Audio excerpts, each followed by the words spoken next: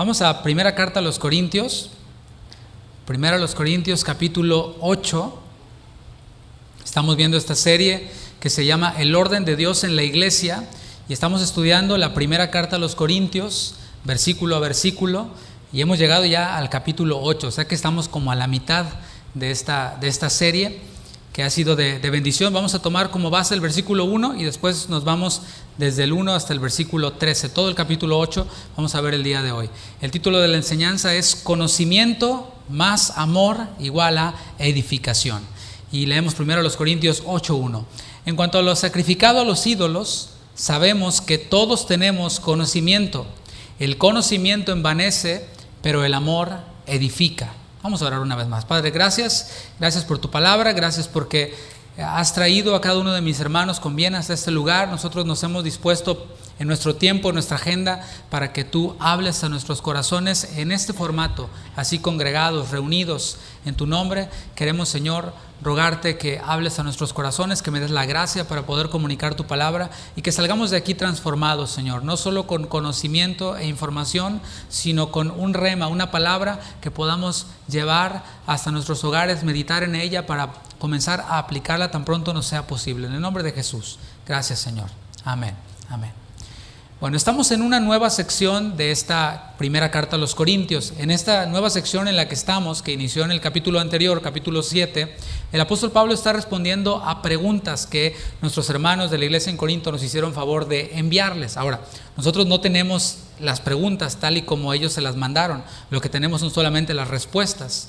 Así que primero vimos que respondió preguntas acerca de lo que tenía que ver con matrimonio, con soltería, con viudez y todo esto, y lo hemos visto ya ampliamente, y ahora va a responder a preguntas que tienen que ver con lo sacrificado a los ídolos. Este tema de lo sacrificado a los ídolos, o la respuesta a este tema, abarca todo este capítulo 8, el capítulo 9, el capítulo 10 y el primer versículo del capítulo 11. Ahora, que sea un nuevo tema dentro de estas preguntas y dentro de una nueva sección también, no quiere decir que esté desconectado o desvinculado con lo que previamente ha dicho. Así que vamos a estar constantemente como regresando a tomar algunas referencias de lo que ya dijo en los primeros capítulos y nos va a enriquecer bastante. ¿Por qué? ¿Por qué digo esto? Lo que tiene que ver con el capítulo 9, 10 y 11 es bien interesante. ¿Por qué? Porque es un solo tema. Entonces, a veces nosotros nos vamos a un solo versículo y desde ese solo versículo desarrollamos ideas y a veces, aunque no está mal, puede no estar mal, nos perdemos cuando ignoramos el contexto, nos perdemos de mucha riqueza y mucho significado que tiene ese texto. Así que en estos capítulos que veremos, a lo mejor vas a encontrar versículos que tú te sabías de memoria, pero que a lo mejor te das cuenta que los habías estado aplicando mal. Pero vamos a ver esto. El Señor tiene mucha riqueza en su palabra. Lo sacrificado a los ídolos. Bueno, era un tema para ellos de suma importancia en su contexto cultural. Recuerda que hemos visto algunas cosas directamente desde su contexto cultural, desde su contexto histórico, que cobran otro sentido y no quiere decir que no nos apliquen a nosotros. Hay principios que podemos extraer y es de suma importancia lo de lo sacrificado a los ídolos, porque de hecho Pablo incluye mucha enseñanza, incluye un gran espacio en esta carta para tratarlo y para responderlo. Pero en nuestro contexto, ¿qué podemos decir? En nuestro contexto no existe este dilema, es decir, nadie va a su supermercado de preferencia, Kroger, Walmart o lo que sea, y ninguna de las carnes que usted ve allí dice, por ejemplo, sacrificado a Afrodita, sacrificado a Apolo, y con un 50% de rebaja, y el que no fue sacrificado al doble. O sea, nosotros no tenemos ese dilema, simplemente vamos a la carnicería o a la tienda y compramos lo que necesitamos y ya está. Pero para ellos era muy muy importante. Los hermanos de la iglesia en Corinto, como dije, le enviaron preguntas al apóstol Pablo con referente a este tema, y quiero aclarar, como lo hice la semana pasada, el objetivo de ellos al hacer estas preguntas no era simple curiosidad. Tampoco era así como que causar controversia. Hay preguntas que a veces se hacen que llevan el fin de causar controversia. Es decir, yo creo que tengo la respuesta correcta y hago la pregunta nada más para demostrar a la otra persona que está mal y que yo estoy bien. ¿Sí te ha tocado? O a lo mejor tú has sido como este tipo de personas. Hay quienes, como dije, hacen preguntas pero no tienen la disposición de cambiar su postura. Aunque le demuestres con la palabra la pregunta que te está haciendo, no está dispuesto a cambiar su postura, como los fariseos, por ejemplo. Aquellos hermanos de Corinto que enviaron sus preguntas tenían un genuino deseo por glorificar a Dios. Diga, glorificar a Dios. ¿Cuántos tienen ese mismo deseo? Glorificar a Dios. Bueno. Y también no solo tenían el deseo de glorificar a Dios, porque también vemos que ellos tenían la disposición a cambiar cualquier cosa en su vida para cumplir con ese propósito. Porque mira, te pongo un ejemplo. Hay quienes dicen, yo quiero glorificar a Dios, quiero servir a Dios, por ejemplo. Y le dices, ok, nos vemos el domingo a las 8 de la mañana. Ah, no puedo. ¿Verdad? O sea, está, ¿verdad? Está dispuesto, nada más de palabra, pero no en los hechos. Está dispuesto, pero no está disponible. Entonces, pues ahí es donde está el problema, ¿no? Como dijo el Chavo del 8. Así que chiste, ¿no? Pero bueno, ellos tenían esta disposición de glorificar a Dios y estaban dispuestos a cambiar cualquier cosa que fuera necesaria. Y esas son algunas de las preguntas que Pablo respondió en el capítulo 7, solo a manera de repaso. Por ejemplo, para glorificar a Dios debemos separarnos de nuestros cónyuges. Otra pregunta que le hicieron. Para glorificar a Dios, los que no estamos circuncidados, ¿debemos de circuncidarnos? Para glorificar a Dios, los que estamos circuncidados, ¿debemos de revertir la circuncisión? Los que queremos glorificar a Dios, pero somos esclavos, ¿qué onda? ¿No podemos? ¿O lo glorificamos a medias? Los que son libres tienen que hacerse esclavos para glorificar a Dios, ¿o son mejores que los que son esclavos?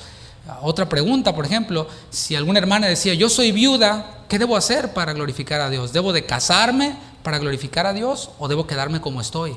Bueno, lo más importante aquí, en todas estas preguntas que ya respondimos, es que ellos tenían el mismo objetivo.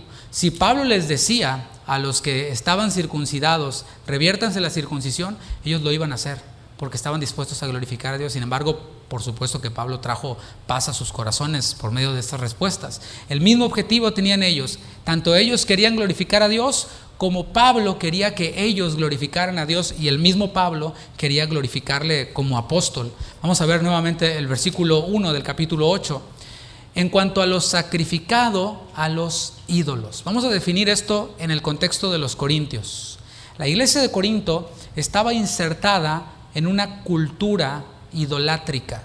Cada una de las iglesias que vemos, por ejemplo en Apocalipsis, estaban insertadas en una cultura específica. Y ellos estaban en una cultura que era sumamente idolátrica.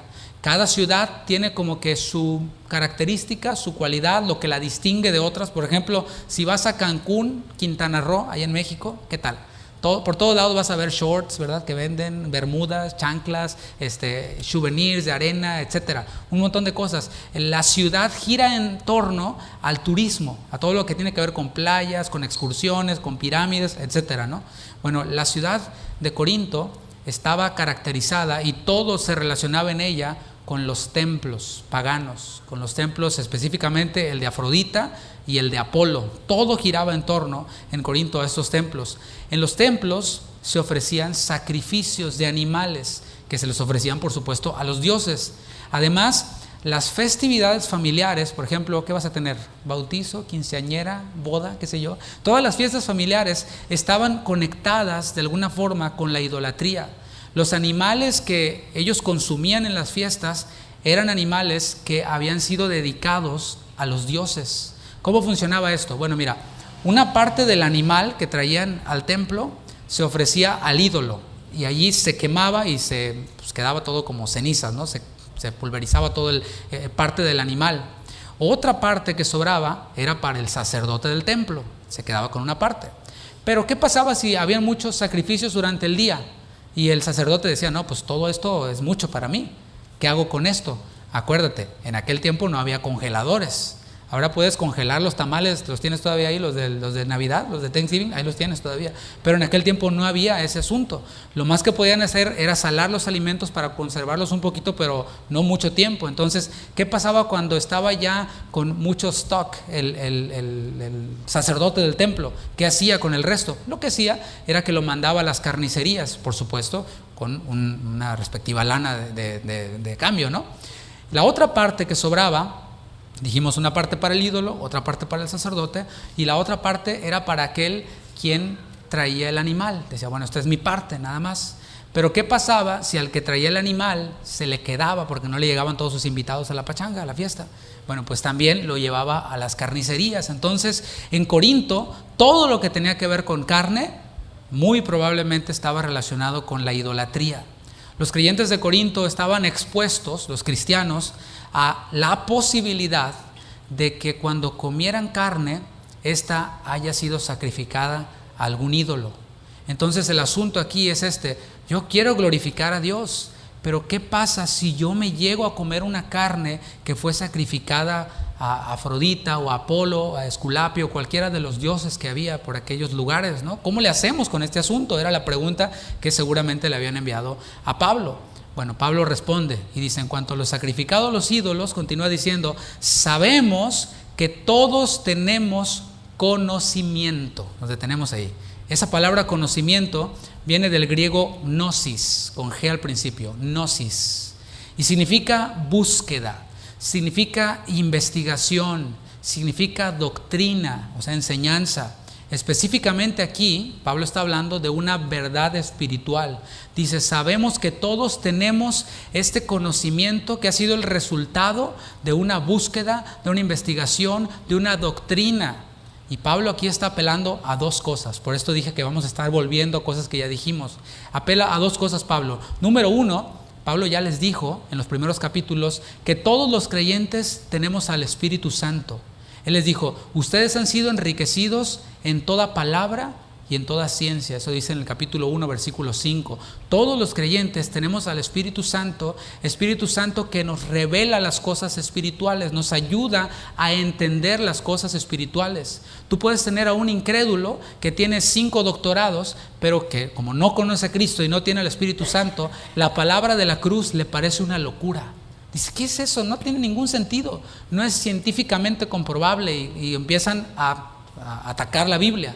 Pero aquellos quienes tenemos al Espíritu Santo, tengas un doctorado, una carrera, o a lo mejor apenas sabes leer y escribir, o ni sabes leer ni escribir, según la Biblia, somos superiores porque tenemos conocimiento de las cosas espirituales, ¿se entiende? Entonces Pablo pues ya apeló a esto, que ya les enseñó, que ya podemos nosotros discernir las cosas desde una perspectiva espiritual, y apela también a otra cosa. Dije que apela a dos cosas. La segunda cosa a la que Pablo apela es que él mismo, el mismo Pablo, les había enseñado por 1 año y medio. Estuvo allí con ellos enseñándoles. ¿Tú te imaginas lo que es tener al apóstol Pablo como maestro en tu congregación? Que estés en la congregación X y que el pastor, el maestro, el apóstol sea el apóstol Pablo. Yo creo que no se andaba con rollos, ¿verdad?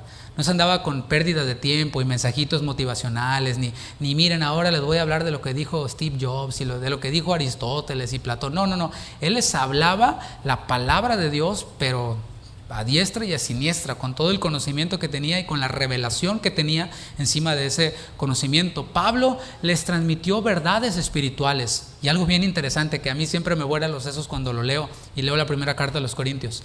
Aquí vemos mucha doctrina. Casi en cada enseñanza hemos visto verdades teológicas profundas que, créanme, a mí me cuesta trabajo tratar de hacerlas ver de manera sencilla, de no atorarme en tecnicismos para que no se vaya usted así como que, pues, ¿quién sabe qué dijo? Sino que, pues, hay que tratar de hacerlo muy entendible, muy claro, muy simple. Y Pablo les enseñó verdades muy, muy profundas, teológicamente hablando. Y a eso que Pablo les enseñó, les dijo, eso es leche. Como son niños en Cristo, yo les tuve que dar su lechita. Y digo, si esa es la lechita para Pablo, imagínate qué serán las viandas, ¿no? Pero bueno, él mismo les enseñó muchas verdades espirituales. Y más adelante va a especificar en este mismo capítulo en qué consiste este conocimiento que él mismo les dio y que ellos mismos, al tener al Espíritu Santo, tenían la capacidad de entender. Antes de especificar de qué se trata ese conocimiento, establece Pablo una regla, que es el tema de nuestra enseñanza. Esta regla que debe ser tomada por nosotros, aunque la carne sacrificada a los ídolos no sea un tema de conflicto para nosotros, esto sí es con lo que debemos de quedarnos. Dice Pablo, el conocimiento envanece, pero el amor edifica. Y estamos hablando aquí, mis hermanos, de una doctrina secundaria. La pregunta que Pablo está respondiendo, comer o no comer, es doctrina secundaria. ¿Sí queda claro eso? Porque nadie se hace salvo por comer X comida, ni nadie pierde la salvación por comer X comida, porque no es el reino de Dios ni comida ni bebida, sino justicia, paz y gozo en el Espíritu Santo. ¿Cuántos dicen amén? Entonces, todo lo que tiene que ver con elementos externos son doctrina secundaria, ¿sí? Entonces, este conocimiento que ellos tenían, algunos, y hasta hoy en día ocurre, conocimiento de doctrinas secundarias, muchas veces produce envanecimiento en las personas. Muchas veces produce esto. Para envanecer, la palabra que vemos ahí, se usa la palabra fusio, así como se escucha, F-U-S-I-O y otra O, dos O's, fusio. Y envanecer, fusio, significa hinchar, ¿se entiende? Estás hinchado, dice, no, está como pavo real, ¿verdad? Está hinchado. Este hinchamiento siempre Pablo lo asocia a los niños en Cristo, de los que escribió en el capítulo 3, versículo 1. ¿Se acuerdas? Que les dijo, de manera que no pude hablarlos como a espirituales, sino como a carnales, como a niños en Cristo. Ya había usado antes esta palabra fusio, hincharse. Por ejemplo, en el capítulo 4 les amonestó, les dijo, ustedes están envanecidos. ¿Por qué? Porque piensan que los siervos de Dios son señores. Ustedes ven a los siervos como Pablo, Apolos, Cefas, como si fueran señores, y ustedes los engrandecen de acuerdo al conocimiento que ellos tienen, pero en realidad ustedes están envanecidos porque cuando dicen yo soy de Apolos, dicen yo soy mejor que el que es de Pablo, yo soy mejor que el que es de Cefas. Esto es estar hinchado, estar envanecido. ¿Te fijas? Hinchamiento igual a niñez espiritual, a inmadurez espiritual. También usó esta palabra para amonestarlos. ¿Sabes por qué? Porque había entre ellos un miembro de la iglesia que estaba viviendo en inmoralidad, que estaba conviviendo con la mujer de su padre, y los de la iglesia, los miembros de la iglesia, no hacían nada, porque decían, no, o sea, ¿quién no peca? Tú no juzgues, y este tipo de rollos que hasta hoy prevalecen. Entonces Pablo les dijo, ustedes están envanecidos, fusio, están hinchados porque hay pecado en medio de ustedes y ustedes no hacen nada, y se jactan de eso, de ser pues muy amorosos, de ser muy amigables con el pecado, etcétera, ¿no? Y aquí les advierte que el conocimiento meramente intelectual de verdades espirituales solamente hincha. Y quiero aclarar algo aquí porque muchos han tomado este versículo para respaldar su ignorancia bíblica. Oye, hermano, no abres tu Biblia más que el domingo, ¿no? Y hasta se te olvida, aquí es la única que tienes y no la extrañas en toda la semana. ¿Qué pasó? No, es que el conocimiento envanece, ¿verdad? Hay muchos. No, yo le doy libertad al Espíritu. Y hasta predicadores, es una vergüenza que se suben y ni la Biblia traen. Dicen, yo no les voy a hablar de doctrina, así dicen, bien ignorantes, ¿no? No les voy a hablar de doctrina porque la doctrina divide. Así que vamos a hablar empiezan con motivación y otras cosas que no son de la Biblia. Lo más triste es que hay quienes dicen amén a eso. Y estuvo bien ungida la prédica, pero ni un versículo leyó el predicador. ¿Por qué? Porque dice que el conocimiento envanece. Entonces dice, yo no quiero envanecerlos, hermanos. Así que vamos a hablar de otra cosa. Pero esto es completamente opuesto a la palabra de Dios. Entonces el conocimiento intelectual de verdades espirituales solamente hincha. ¿Cómo podemos ilustrar esto? Tú puedes ver a una persona que tiene sobrepeso, ¿se entiende? O sea, que está pero bien bendecido, ¿no? Pero eso no quiere decir que esté saludable. Me acuerdo que mi abuelita, cuando veía a un niño gordito, decía, ay, míralo, está bien sanote el muchacho. Y no necesariamente. O sea, hoy vemos que obesidad no es igual a estar saludable, sino es una condición difícil, ¿no? Que produce muchas enfermedades. Hay un elemento indispensable para evitar estar hinchados, y no hablo de esta hinchazón de la que le decía, sino de la hinchazón que habla el apóstol Pablo, porque ya vi que todos se despertaron de pronto, ¿no? Se trata, ¿sabes de qué? Del amor. Hay varias palabras griegas que traducen esta palabra amor, que nosotros entendemos así. Amor. Bueno, hay varias palabras en el griego. Está, por ejemplo, la palabra fileo, que nos habla de un amor entrañable, de ese amor que tú le tienes a un amigo que quieres mucho, que te cae bien, que tienes años de conocerlo. Como esta semana falleció un amigo mío muy querido, músico, pastor también, y bueno, yo un amor fileo por él, ¿no? O sea, entrañable amor de amigos. Bueno, hay otra palabra que traduce también la palabra amor, y es la palabra eros. Esta palabra eros era de hecho el nombre de un dios, el dios de la fertilidad, y nos comunica la idea de esa pasión y ese deseo que hay entre parejas, ¿sí? Atracción física, fileo, eros. Pero Pablo aquí no está usando para la palabra amor ni fileo, ni eros, ni estorge, ninguna de las palabras que nosotros conocemos, sino específicamente la palabra ágape. Puede decir ágape. Si conoce a alguien que se llama Agapito, pues viene por aquí de la misma palabra ágape. No está bonito el nombre, pero el significado es bueno, ¿no?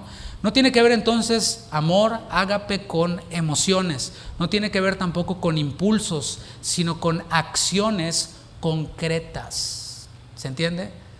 ¿Cuál es la ilustración de amor, de ágape, acciones concretas? Tenemos la manifestación de Dios. De tal manera amó, ágape, Dios al mundo que dio a su Hijo unigénito. Ahora, no le sigas como repetidora, ¿no? Como máquina. Piénsalo. ¿Acaso nos merecíamos nosotros que Dios diera a su Hijo unigénito? No. Al menos por mí, hablo por mí. No, la verdad no. O sea, no hicimos nada para que Él dijera, ok, voy a dar a mi Hijo. Ni nos lo merecíamos, ni tampoco creo que el Señor sintió algo para darlo. Simplemente fluyó de Él, no de un sentimiento, sino de su misma esencia, porque dice el apóstol Juan que Dios es amor. Entonces Él dio a su Hijo, así manifestó el amor en acciones concretas. ¿Y cómo nos amó el Hijo a nosotros? Porque el Hijo también nos amó. Nos amó, aunque primeramente amó al Padre obedeciéndolo, nos amó al obedecer al Padre y nos amó al dar su vida voluntariamente. Él dijo, nadie me quita mi vida, yo la doy voluntariamente, y así dando Él su vida, manifestó su amor por nosotros, a quienes no merecíamos absolutamente el perdón de Dios. Ahora, el conocimiento de verdades espirituales que descansa sobre el amor de Dios, amor ágape, produce un efecto que es edificar. ¿Te fijas? Podemos ver el mismo conocimiento que descansa sobre cualquier otra cosa y lo que produce es envanecimiento, hinchazón, y el orgullo siempre trae problemas. Y vemos el mismo conocimiento que descansa sobre el amor y lo que produce es edificación. ¿Qué es lo que buscaban los hermanos de Corinto que enviaron estas preguntas? Glorificar a Dios. Buscaban edificarse unos a otros y ellos mismos espiritualmente. Entonces aquí el apóstol Pablo les da la solución. Y hablando de edificación, esta palabra es una palabra que yo oigo mucho entre nosotros y espero que al oírla, todos quienes la dicen sepan qué es lo que significa. ¿Qué significa edificar? Edificar significa construir. Eso es edificar. La vida del creyente es una vida de edificación. No podemos ser iguales de la primera semana en la que nos convertimos. O sea, tiene que haber un crecimiento espiritual, tiene que haber un desarrollo espiritual, y esto incluye el tener conocimiento, pero este conocimiento que descansa sobre el amor. Hablando de edificación, el propósito de Jesús para con la iglesia es precisamente ese, que la iglesia sea edificada. Él le dijo al apóstol Pedro, allá en Mateo 16, cuando él hizo esta declaración, tú eres el Cristo, el Hijo del Dios viviente, pues el Señor Jesús le dijo a Pedro, y tú eres Pedro, y sobre esta roca, sobre tu declaración de que Cristo es el Hijo del Dios viviente, edificaré, construiré mi iglesia. Pregunta, si Cristo edifica su iglesia, ¿habrá algo o alguien que pueda destruirla? Nada. Entonces no hay por qué andarse peleando con el gobierno, ¿verdad? Ni demandando al gobernador, ni nada de esos rollos. El Señor va a hacer que su iglesia persevere hasta el fin, porque está escrito en su palabra y no necesita nuestra ayuda. Lo que nosotros tenemos que hacer no es andarnos peleando con el gobierno, sino predicar su palabra. Yo como pastor tengo esa tarea de predicar la palabra. Así es como yo edifico mi iglesia. Cuando vemos Efesios, que habla de los 5 ministerios, Dios mismo constituyó a unos apóstoles, profetas, evangelistas, pastores y maestros a fin de perfeccionar a los santos para la obra para la obra del ministerio, para la edificación del cuerpo de Cristo. Todo lo que tiene que ver con edificación se conecta con conocimiento, con verdades espirituales, pero todas descansan sobre el amor. Aquel quien, en lugar de jactarse de su conocimiento intelectual de verdades espirituales, edifica a sus hermanos. Aquel quien rehúsa jactarse, quien hace esto, imita a Cristo. Imita a Cristo en su propósito de edificación y glorifica a Dios. Como parte del cuerpo de Cristo estamos llamados a edificar, es decir, a construir con nuestras acciones y con nuestras decisiones al cuerpo de Cristo. Déjame lo explico un poquito. Cada uno de nosotros, creyentes que somos parte del cuerpo de Cristo, tenemos una responsabilidad. Yo dije ahorita, apóstoles, profetas, evangelistas, pastores, maestros, etc. pero también es una responsabilidad que tiene cada miembro del cuerpo de Cristo. Tiene la responsabilidad de edificar a los demás creyentes, y para eso tiene que edificarse a sí mismo por medio de la palabra. Todo es como un círculo, es todo un ciclo de edificación. Una iglesia saludable funciona así, en donde todos crecemos y todos vamos madurando para la obra del ministerio. Versículo 2: y si alguno se imagina que sabe algo, aún no sabe nada como debe saberlo. Yo meditaba con mis hijos esta mañana acerca de este versículo. Pero estamos hablando de lo opuesto ahora a estar hinchado, a la soberbia. ¿Qué es lo opuesto a la soberbia? La humildad. Humildad, mis hermanos, es reconocer que no lo sabemos todo. ¿Cuántos reconocen eso? Que no lo sabemos todo. En el momento que decimos yo ya lo sé todo, en ese momento empezamos nuestro proceso de decadencia. Y es una muestra de inmadurez. Los adolescentes, ¿cuál es la palabra favorita de los adolescentes? A ver, los papás de adolescentes. ¿Sabes cuál es? I know. ¿Verdad? Oye, hijo, I know. Oh, you know everything. No, pues a ver, enséñame. Pues, a ver, ¿no? Aquel quien cree saberlo todo, en realidad, dice Pablo, no sabe nada. Ahí está la paráfrasis de ese versículo. O lo que sabe, lo sabe mal. El conocimiento de Dios, mis hermanos, nunca produce arrogancia y orgullo. Alguien quien dice que conoce a Dios y es un arrogante y es un orgulloso, en realidad no le conoce. Isaías, por ejemplo, vemos que cuando tuvo un encuentro con Dios, dijo: ay de mí, que siendo inmundo de labios, han visto mis ojos al Rey. Eso dijo Isaías cuando conoció a Dios. El rey David en el Salmo 139 dijo: tal conocimiento es demasiado para mí. Alto es, no lo puedo entender. ¿Quién? El rey David. A ver quién le llega al rey David, por lo menos a los talones. El apóstol Pedro, después de que vio y experimentó la pesca milagrosa en Lucas capítulo 5, dijo al Señor Jesús: apártate de mí, que soy pecador. Cuando vio a Jesús, ya no como maestro, sino como el Señor, le dijo: apártate de mí porque soy pecador. ¿Dónde ves la soberbia ahí? Pablo, en Romanos capítulo 11, después de desarrollar toda esta carta, al llegar al capítulo 11, dice Pablo: oh profundidad de las riquezas, de la sabiduría y de la ciencia. Cuán insondables son tus caminos, inescrutables son tus obras. ¿Te fijas? O sea, hubo una revelación de Dios en su palabra y lo hizo más humilde. Oh profundidad, o sea, y eso que Pablo también era una persona entendida y erudita. Esta expresión de humildad, mis hermanos, era la evidencia de todos estos ejemplos que puse, de que habían conocido a Dios y de que amaban a Dios, no con el amor sentimental, sino con el amor de Dios. Como resultado, eran conocidos por Dios y eran amados por Dios. Versículo 3: pero si alguno ama a Dios, es conocido por Él. Una cosa es conocer de Dios y otra cosa es conocerle y ser conocidos por Él. No sé si lo estoy haciendo muy complicado, pero te pongo un ejemplo simple. Hay teólogos que enseñan en universidades teológicas que no son salvos y saben definir doctrinas profundas mejor que muchos, pero ellos mismos no creen. El otro día escuchaba a un predicador muy conocido que decía que hablaba con alguien, uno de estos eruditos, como el ejemplo que te estoy poniendo, y dice que él le preguntó a ese pastor: oye, ¿tú crees en todo lo que enseñas? Le dijo: claro que sí. Le dice: no, porque yo creo que yo nomás creo como en el 20% de lo que enseño. ¿Qué te parece?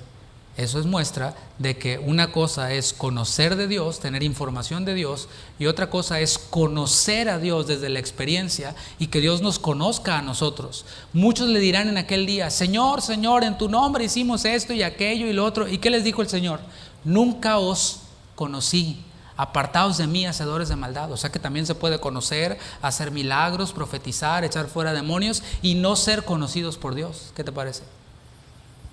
Ágape es la palabra distintiva del cristianismo. Aquel quien conoce a Dios no solo de forma intelectual, sino desde la experiencia del nuevo nacimiento. ¿Sabes qué dice Romanos 5:5? Que el amor de Dios ha sido derramado en su corazón. El amor de Dios, ágape, ha sido derramado en tu corazón. Si eres hijo de Dios, si has nacido de nuevo, ha sido derramado en mi corazón. Así que ahora podemos responder a ese mandamiento de amarás al Señor tu Dios con todo tu corazón, con toda tu alma, con toda tu mente, con todas tus fuerzas, y amarás a tu prójimo como a ti mismo. Es que no siento. Pues no, es que no has entendido. No es con el amor filial, es con el amor ágape. Es que no quiero ser hipócrita. No, sí lo está haciendo. Porque el amor de Dios ha sido derramado en tu corazón y más bien tú te estás cerrando a obedecer el mandamiento que Dios te ha dado. ¿Qué te parece? Aquel quien tiene el amor de Dios entonces puede amar a Dios y puede amar a sus hermanos. Primera de Juan capítulo 4 versículo 21, para que lo marques ahí, Primera de Juan 4, 21, dice el apóstol Juan: y nosotros tenemos este mandamiento de Él. Para los que decían, no, los mandamientos son de la ley. No, hay muchos en el Nuevo Testamento. Tenemos este mandamiento de Él: el que ama a Dios, ¿qué dice? Ame también a su hermano. No dice, a ver muchachitos, si sienten, amen a su hermano. Si les cae bien, amen a su hermano. Si esto o aquello, amen a su hermano. No, dice mandamiento. Si amas a Dios, ama a tu hermano. Si no lo amas, no amas a Dios y no has sido conocido por Él. Entonces, ¿qué hay que hacer? Nacer de nuevo, como le dijo Jesús a Nicodemo. Ese amor por sus hermanos o por los hermanos se manifiesta, ¿sabes cómo? En acciones concretas, no es solo de palabras. No, sí, yo amo a mis hermanos, yo amo a mis hermanos. Sí, pero ni te vemos por aquí. ¿Cómo nos vas a demostrar tu amor si ni te congregas? Por ejemplo, por poner un ejemplo nada más. O te congregas, pero nomás no hablas con nadie, te pones así como los caballos y no volteas a ver a nadie, sales, ¿no? No, hay que amar a los hermanos. Es que me va a ofender, seguro que sí. Y tú también a lo mejor vas a ofender a otro, y yo también, pero ahí es en donde ponemos por obra el amor. Amar se traduce en acciones concretas que contribuyen a la edificación espiritual. No es solamente que te hagan favores, que te hagan un descuento en una chamba, etcétera. No. Acciones concretas que tienen que ver con la edificación espiritual. Y a continuación va a especificar Pablo la doctrina a la cual todos habían sido expuestos ahí en Corinto. Esta sí es una doctrina esencial, lo vemos en el versículo 4. Dice, acerca pues de las viandas que se sacrifican a los ídolos, sabemos que un ídolo nada es en el mundo. Esa es la doctrina esencial. Y viene otra que está todavía más poderosa, pero acuérdate que es lechita, según Pablo. ¿Qué es un ídolo, hermanos? Yo les pregunto a ustedes, ¿qué es un ídolo? Un ídolo es el resultado del trabajo de un hombre. O sea, para que haya un ídolo, una estatua, un mono ahí, un hombre lo tuvo que fabricar. El Salmo 115:4 dice que los ídolos son obra de manos de hombre. Algo que surgió en la mente de un mortal. Un mortal imaginó eso, un artista lo imaginó, y vaya que tenemos imaginación, y luego lo plasmó en materia, en una figura. Dice Isaías 44:11, dice los que lo hicieron, hablando de los ídolos, son tan solo seres humanos. ¿Por qué decimos que un ídolo no es nada? Porque el Salmo 115:5 dice que tienen boca, mas no hablan. Tienen ojos, mas no ven. Orejas tienen, mas no oyen. Tienen narices, mas no huelen. Manos tienen, mas no palpan. Tienen pies, mas no andan. No hablan con su garganta. Por eso un ídolo no es nada, porque no puede hacer nada. O sea, el monito de Buzz Lightyear que tienes, por lo menos dice, ¿verdad? Al infinito y más allá. Por lo menos ese dice algo, pero los otros no dicen nada. Y dice Pablo, y que no hay más que un solo Dios. Esa es la doctrina fundamental. Recordemos que Pablo inició el ministerio allí en Corinto, en la región de Acaya. ¿En dónde? ¿Se acuerda? En la sinagoga. Allí llegó Pablo a predicar en la sinagoga y persuadía a judíos y a gentiles. Y cuando hablamos de sinagoga, estamos hablando de una comunidad de judíos, quienes conocían y habían sido criados en el monoteísmo, la creencia de un solo Dios. Lo esencial de la doctrina judía es el Shema, es la oración del Shema. La primera parte dice así, dice Shema Israel, Adonai Eloheinu, Adonai Echad. Esa es la primera parte de la Shema. Escucha Israel, Adonai es nuestro Dios, Adonai es uno, un solo Dios. Mientras que el paganismo enseñaba politeísmo, muchos dioses, el judaísmo enseña que Jehová es uno, monoteísmo. Versículo 5, pues aunque haya algunos que se llamen dioses, sea en el cielo o en la tierra, como hay muchos dioses y muchos señores, aquí hago un paréntesis, una parada, es que según la mitología griega, los dioses de los paganos vivían en el Olimpo y venían a la tierra para satisfacer sus caprichos. Venían a la tierra para practicar actos que eran muchas veces actos corruptos y asquerosos, ¿sí? Estos eran los dioses a los que se refiere Pablo. Hay algunos quienes se llaman dioses, hombres mismos también, porque algunos de los emperadores cuando morían, o la mayoría, todos cuando morían, se les hacía dioses, pero otros decían, no, ¿para qué esperar a que me muera? De una vez, háganme Dios, y les hacían estatuas y quería que se postraran entre ellos, etcétera, ¿no? Entonces dice, muchos se llaman dioses, sea en el cielo, o sea, las deidades de los griegos, o en la tierra, los gobernantes, los gobernadores. Versículo 6, pero para nosotros, sin embargo, solo hay un Dios. Ahora, pon atención a esto, porque esta es doctrina esencial. El Padre, del cual proceden todas las cosas, y nosotros somos para Él, y un Señor, Jesucristo, por medio del cual son todas las cosas y nosotros por medio de Él. En un solo versículo el apóstol Pablo está resumiendo una enseñanza esencial, Está hablando acerca de las diferentes funciones en las personas de la deidad. En este caso está hablando solo del Padre y del Hijo en cuanto a la creación y a la redención, la creación de las cosas y la redención, la salvación de los hombres. Dios el Padre creó todas las cosas por el poder de su palabra. ¿Hasta ahí estamos bien? Dios creó todas las cosas, dijo, sea la luz, y fue la luz, pero dice la palabra que lo hizo por medio de Jesucristo. Y aquí vemos al Padre y al Hijo trabajando en conjunto para la creación. Para aquellos quienes dicen, ¿no?, que es modo Padre, modo Hijo, pues a ver cómo le haces ahí. El Padre creando por medio de Jesucristo. O sea, ¿cómo le hacía ahí? Vemos aquí la diferencia de las dos personas de la divinidad. Y Colosenses capítulo 1, versículo 16, dice, porque en Él fueron creadas todas las cosas, las que hay en los cielos y las que hay en la tierra, visibles e invisibles, sean tronos, sean dominios, sean principados, sean potestades. Todo fue creado por medio de Él, de Cristo, y para Él. Aunque la persona del Espíritu Santo no aparece aquí, porque te fijas, está el Padre y está el Hijo. ¿Y dónde está el Espíritu Santo? Bueno, en este versículo no está, pero ciertamente el Espíritu Santo participó también tanto en la creación como en la redención, participa también. En la creación, Génesis 1:2 dice que el Espíritu de Dios se movía sobre las aguas. Entonces ahí está el Espíritu Santo presente en la creación. De hecho, Job 26:13 dice que el Espíritu de Dios adornó los cielos. Vemos entonces la participación activa del Padre, del Hijo y del Espíritu Santo en la creación. Y en la redención el Espíritu Santo nos convence de pecado, como dice Juan 16:8. Y Efesios 1:13 dice que nos sella. Esa es la participación del Espíritu Santo en la redención, en la salvación. Entonces vemos a las tres personas divinas participando en la creación y en la redención. Todo eso que yo dije, Pablo lo dijo en un solo versículo. ¿Qué tal? O sea, lo hacía sencillito para los niños, para la lechita a los niñitos, ¿cómo ves? O sea, si te pareció así como que, ay, ¿qué dijo? Bueno, pues ni a lechita estás llegando, hermano, hay que leerle un poquito más, ¿no? Pero para eso estamos aquí. Eso es doctrina esencial. Hay un solo Dios en tres personas. No puedes ser salvo si no crees en esta doctrina.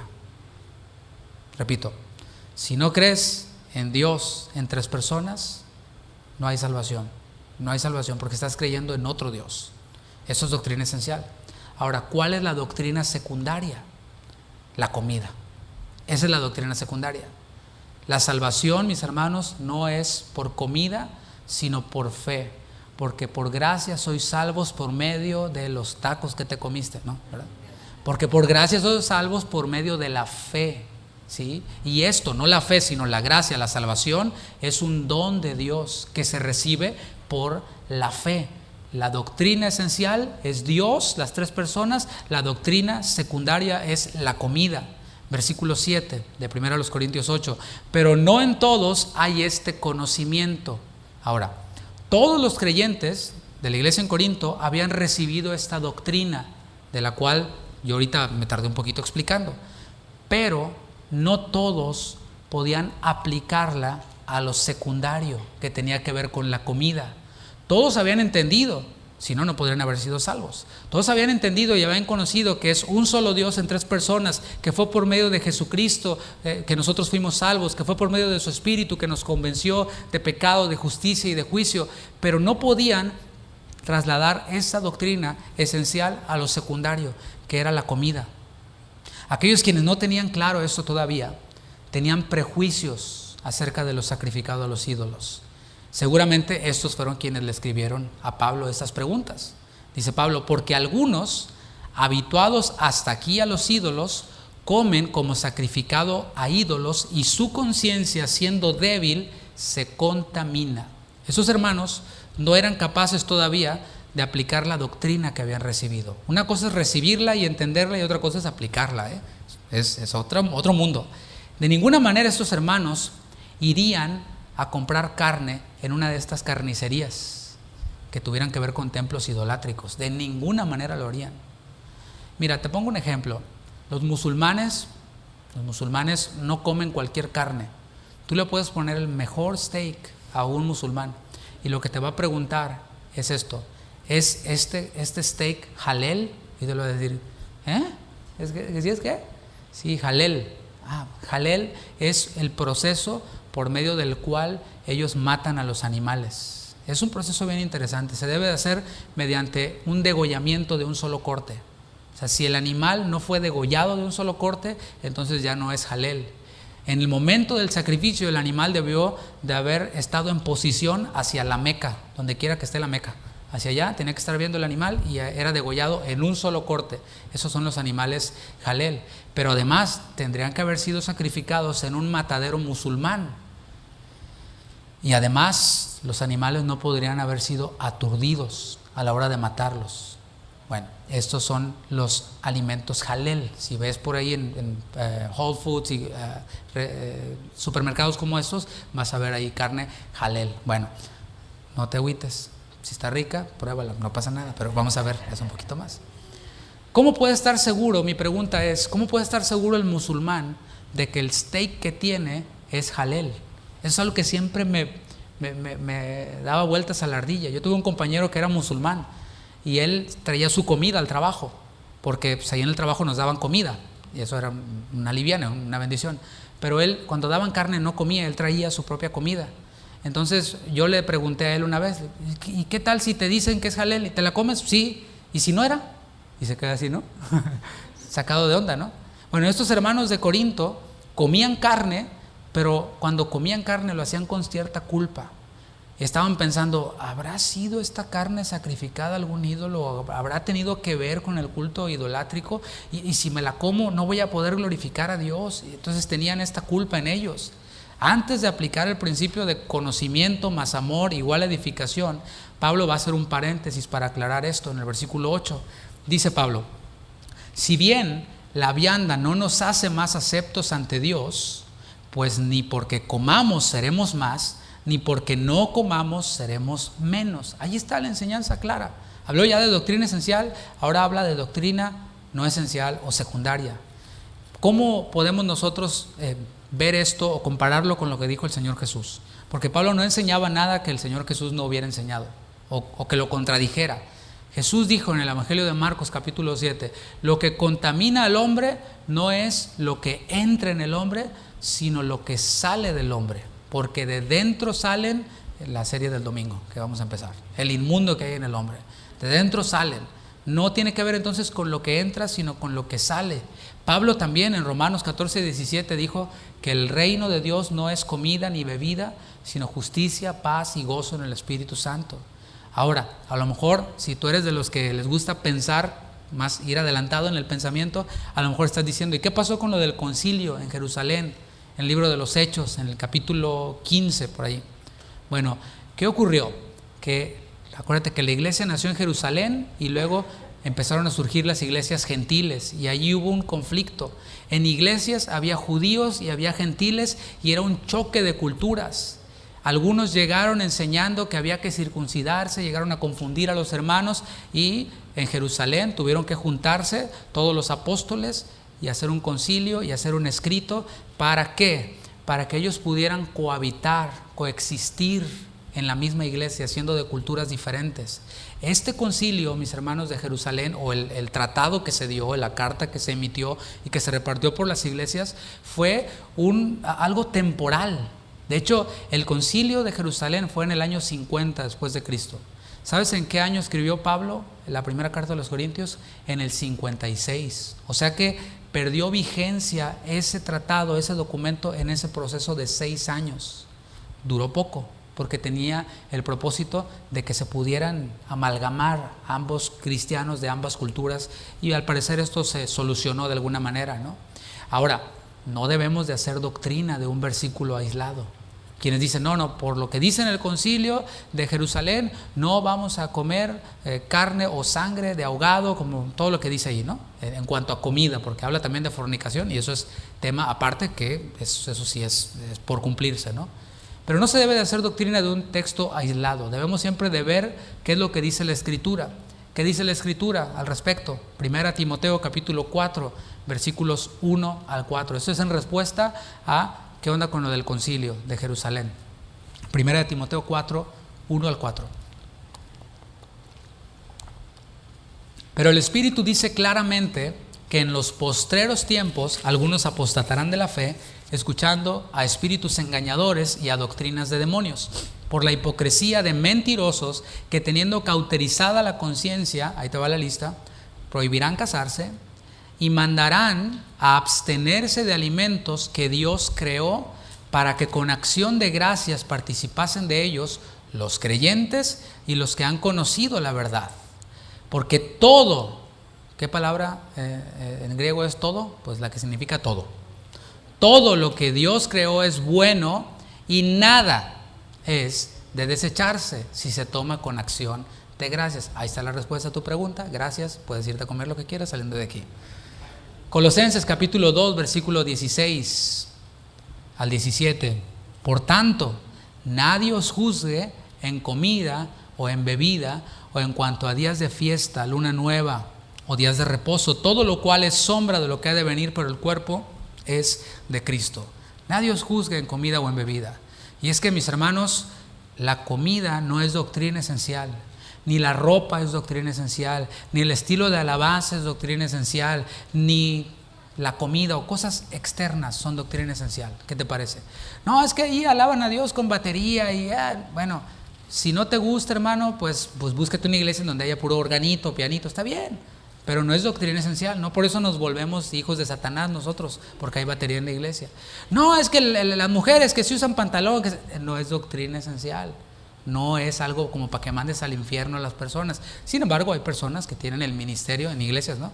El ministerio de la tijera, ¿no? O el ministerio de la cosedura, y le añaden a la hermanita ahí más larguito para su falda, etcétera. Bueno, está bien, pero eso es doctrina secundaria, ¿sí? O sea, si hacen eso en alguna iglesia, pues tampoco están mandando al infierno a las hermanas. A lo mucho le están arruinando el vestido, pero no le están mandando al infierno. Por comer X alimento no vamos a ser más aceptos ante Dios, ¿se entiende? O sea, el Señor dice en su palabra que ya somos aceptos en el amado. No dice son medio aceptos, depende de lo que coman. Si ustedes comen algo van a ser más aceptos ante Dios. No, el Señor no nos va a decir bravo, un aplauso porque tú seas entendido que un ídolo nada es, no. Y si no comemos algún alimento, vamos tampoco a ser más aceptos ante Dios. O sea, si nosotros lo comemos, no vamos más a ser más aceptos, y si no lo comemos, pues tampoco. No nos va a decir el Señor, qué santo eres, bravo, vas a ser mi consentido ahora sí. No. Aquí aplica el mismo principio del capítulo 7 que vimos en el capítulo anterior. No necesitamos circuncidarnos, no necesitamos hacer rituales, hacer fiestas para ser aceptos ante Dios. Ya somos aceptos en el amado. Lo que Dios toma en cuenta, según el texto que acabamos de ver, es que se obedezcan sus mandamientos. Eso es lo que el Señor espera de nosotros. ¿Cuál mandamiento? Por ejemplo, que amemos a nuestro prójimo como a nosotros mismos.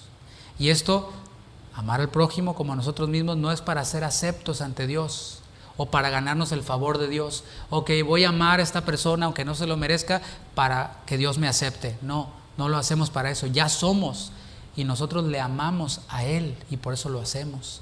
A Dios no le impresiona nuestro conocimiento de doctrinas espirituales. Lo que espera Dios es que vivamos lo que conocemos, lo que entendemos. Eso es lo que realmente cuenta para Dios. Ahora, el conocimiento de esta verdad esencial les daba a algunos creyentes ahí en Corinto la libertad en lo secundario.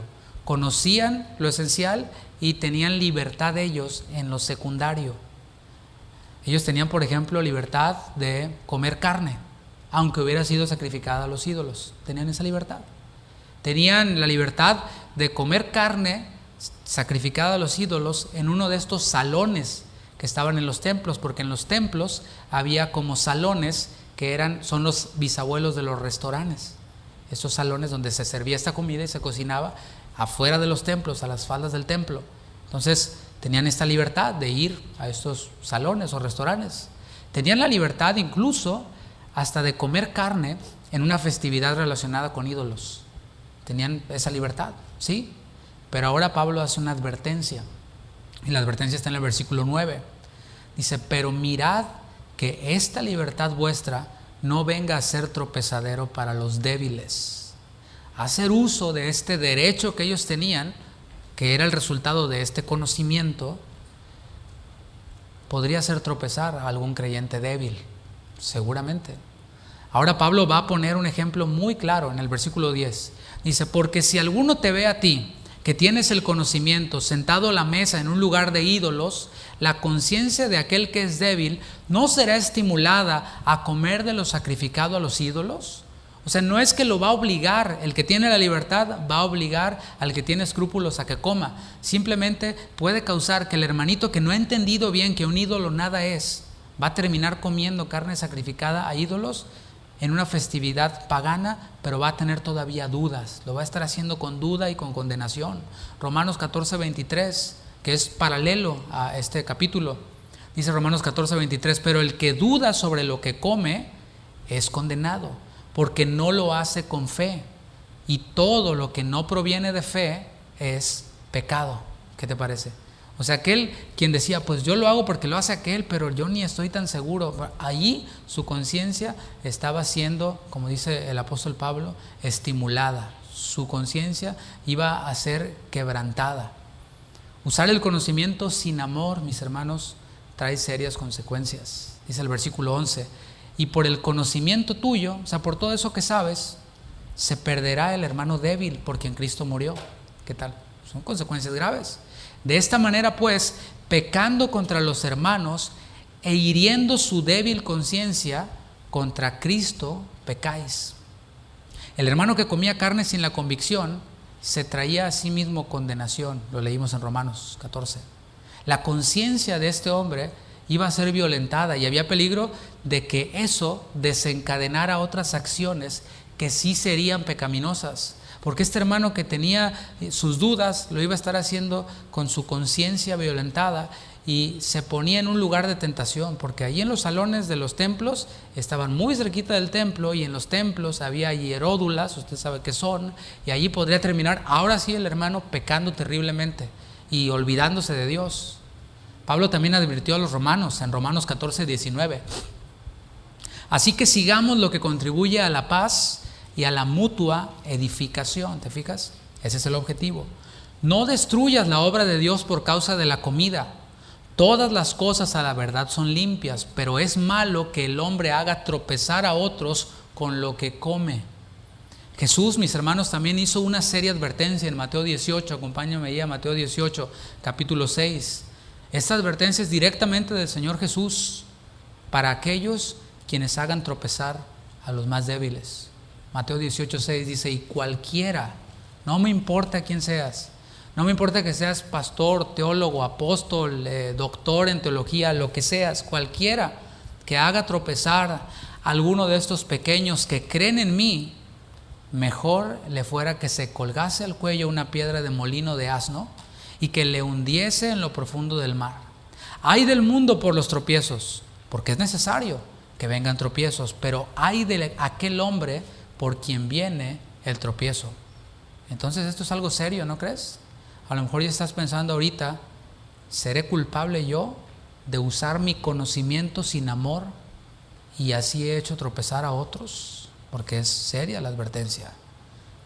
¿Qué es lo contrario a la edificación? A ver, la destrucción. Si alguien usa su conocimiento, aunque sea de verdades espirituales, y lo aplica para su propio beneficio, termina destruyendo. Y las consecuencias, como estamos viendo, son serias. Por esto es la importancia de enfatizar en la colectividad de una congregación, porque si nosotros no lo hacemos, corremos el riesgo de que cada uno quien viene buscando su propio bien, su propia libertad, sus propios derechos y buscando respaldo en la Biblia para eso. Pero aquí la Biblia nos está enseñando que incluso esas libertades que nosotros tenemos por el conocimiento de verdades esenciales, hemos de renunciar a esa libertad para evitar que otros tropiecen. ¿Sí queda claro? Te pongo un ejemplo súper claro, súper claro. Y por favor no me malinterprete, ¿eh? No me malinterprete, es solamente para ilustrarlo. Una cerveza, es pecado tomar una cerveza. ¿Qué dice? A ver,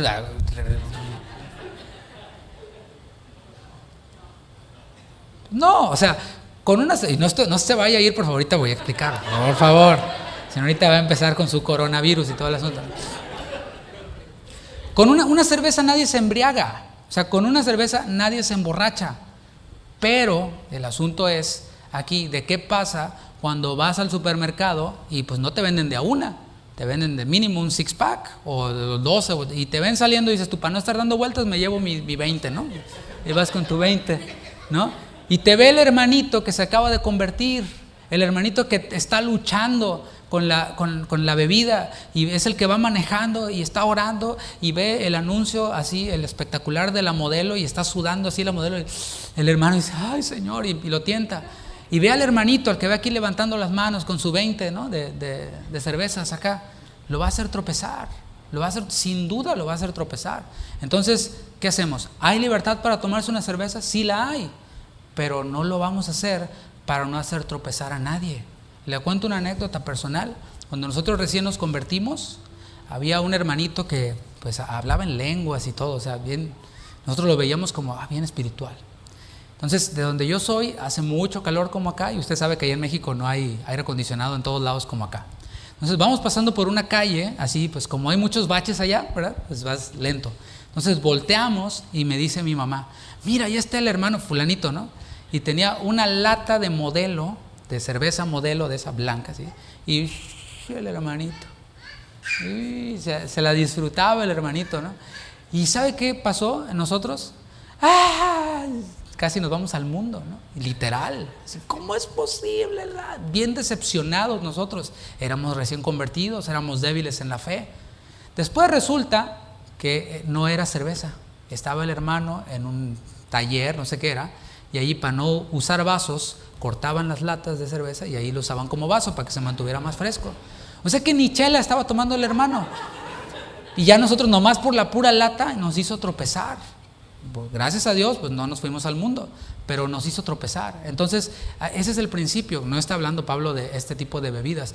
Hay otros países, hermanos, en donde vas a predicar, te sientas y te ponen tus copas de vino y de cerveza después de ir a la iglesia, los pastores y todo. En Europa, por favor, aquí no, en Europa. ¿Por qué no lo hacemos acá? Porque puede ser de tropiezo para otros, y así de simple. Y es lo que vamos a seguir viendo en los próximos capítulos de esta primera carta a los Corintios. Alguien puede decir, no, pues yo tengo la libertad y me la voy a echar porque una no es ninguna. ¿Y qué? Y ni modo, oye, pero va a tropezar el hermano, pues es su problema. Ahí está haciendo algo que no es pecado en sí mismo, pero la actitud de utilizar su libertad de manera egoísta, utilizar su conocimiento sin amor por los demás, viene a ser de tropiezo para otros. Y después los vas a ver, los ves a los hermanitos que tropezaron y que ya están hundidos, porque eso sí no se pueden tomar una, porque se toman una y acaban como corcholata en el piso, ¿verdad? Se acaban toda la botella. Este capítulo concluye con una decisión que Pablo hace, que nos muestra cómo se ve el uso del conocimiento que descansa sobre el amor.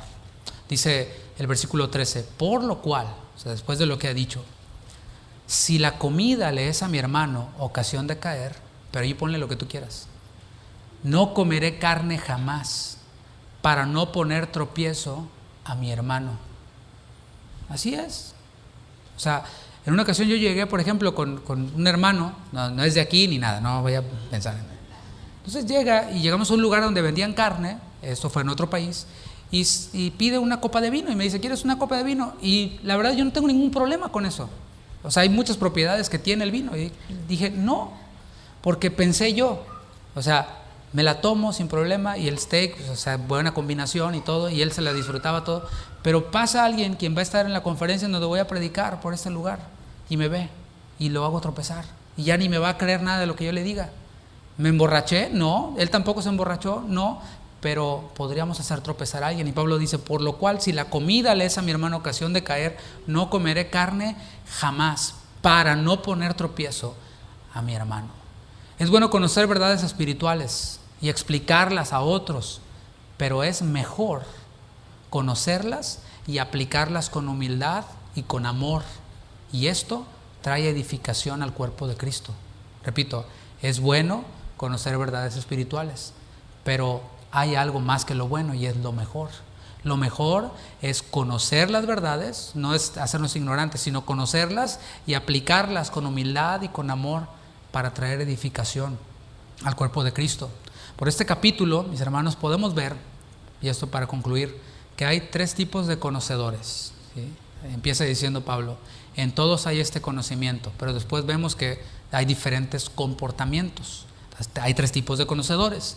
Número 1, están los débiles. Los débiles, ¿quiénes son los débiles? Lo voy a definir de una manera breve. Son aquellos quienes son sinceros, es decir, han creído, son sinceros en su devoción a Cristo, desean glorificar a Dios, han sido expuestos a la doctrina esencial, pero todavía no la logran procesar para poderla aplicar en lo secundario. Esos son los débiles. Número 2, y esto no es de mi cosecha, este segundo concepto lo tomé de alguien más, de un predicador. Son los terroristas. Unos son los débiles y otros son los terroristas. Se parecen. Ten cuidado porque se parecen. Los terroristas han recibido el mismo conocimiento que los débiles, pero lo usan de forma egoísta. Es decir, lo utilizan sin amor. Desean imponer su postura de cosas secundarias en todos y amenazan con irse o amenazan con diferentes cosas si no se hace como ellos dicen. Si no se hace como yo digo, me voy. ¿Sí? Esos son los terroristas. A veces, tratando de conseguir salirse con la suya, se hacen pasar como débiles y dicen, pues si no se hace como yo, ustedes me van a hacer tropezar.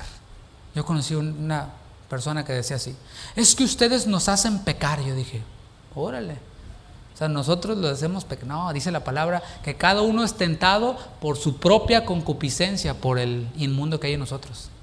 No por le eches la culpa a otros. Ustedes nos hacen se hacen pasar por débiles.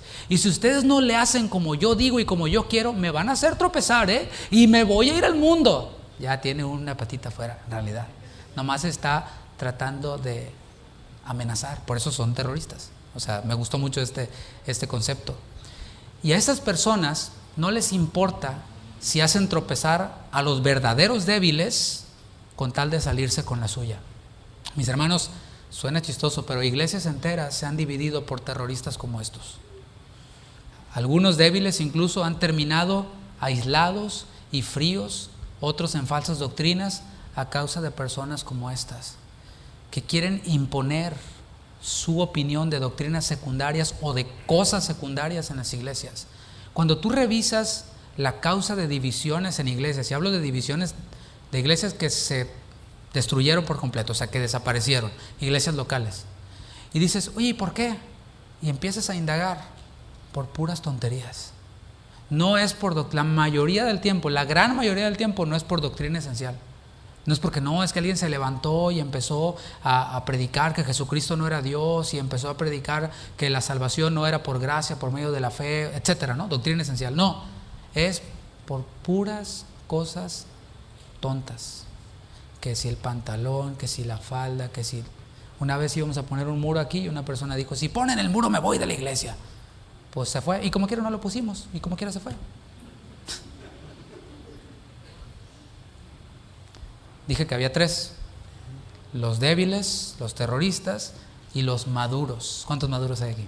¿Sí? Los maduros son los que ven por la edificación del cuerpo. Esos son los maduros.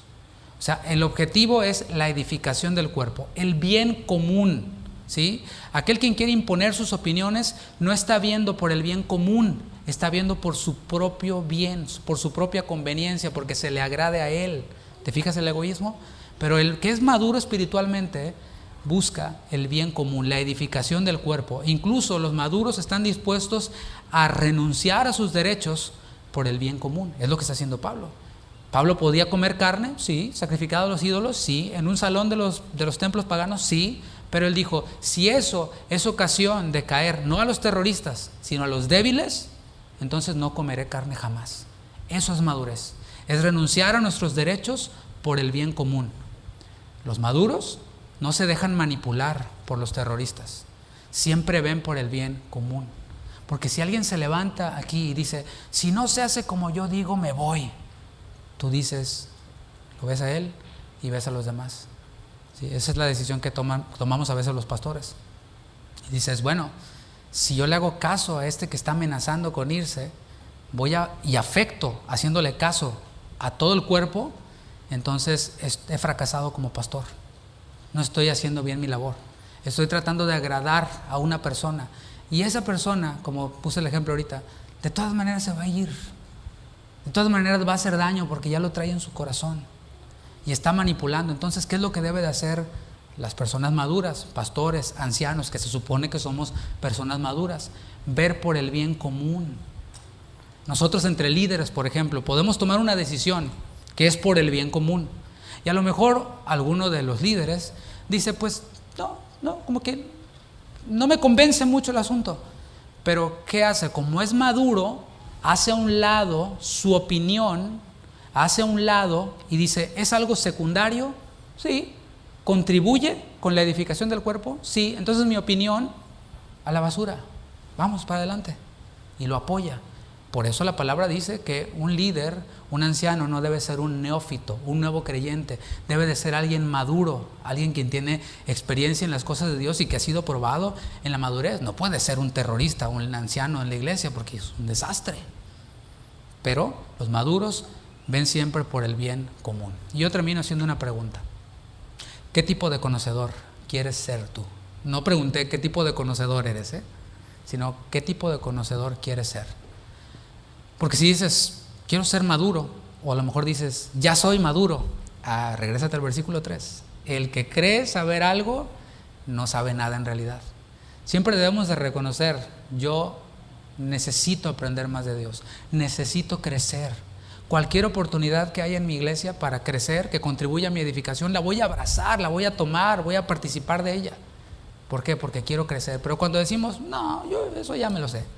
Otra vez esa primera de Corintios, Pablo es, ya.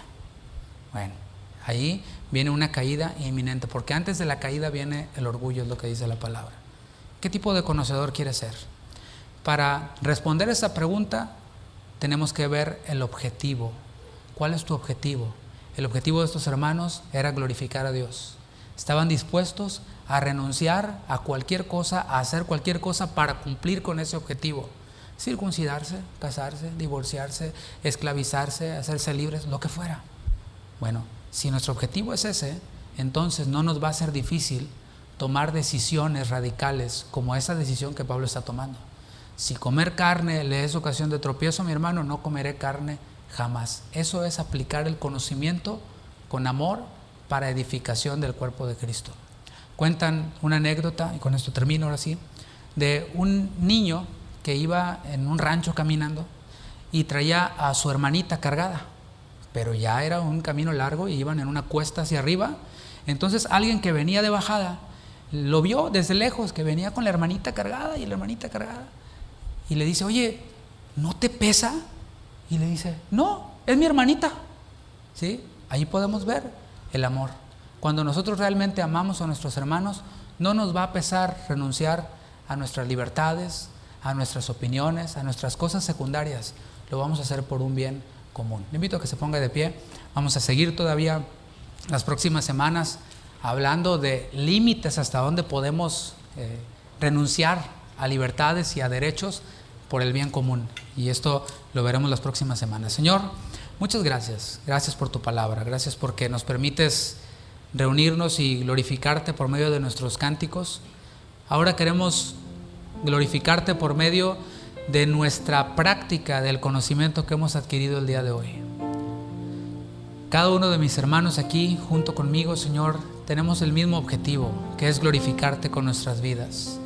Tenemos el mismo objetivo al ser parte de una iglesia, que es contribuir a esa edificación de mis hermanos, que es amar a mis hermanos.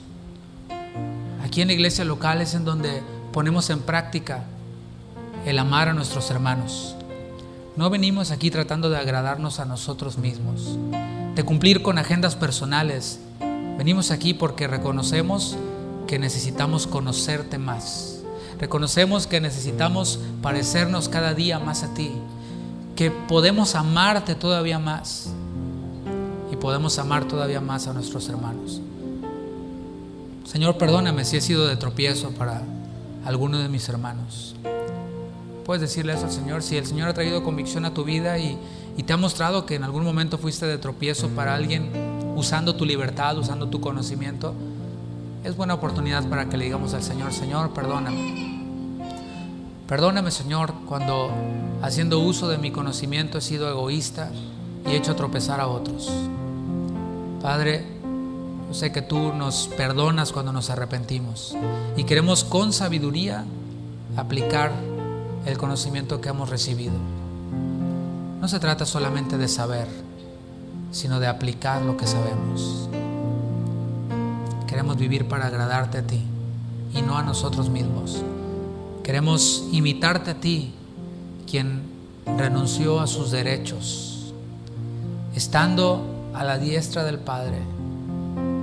Descendiste y te hiciste como uno de nosotros. Siendo el Rey, elegiste nacer en un pesebre. Siendo el Rey, elegiste ser criado en una familia pobre, una familia que no tenía para ofrendar sino unas palomas.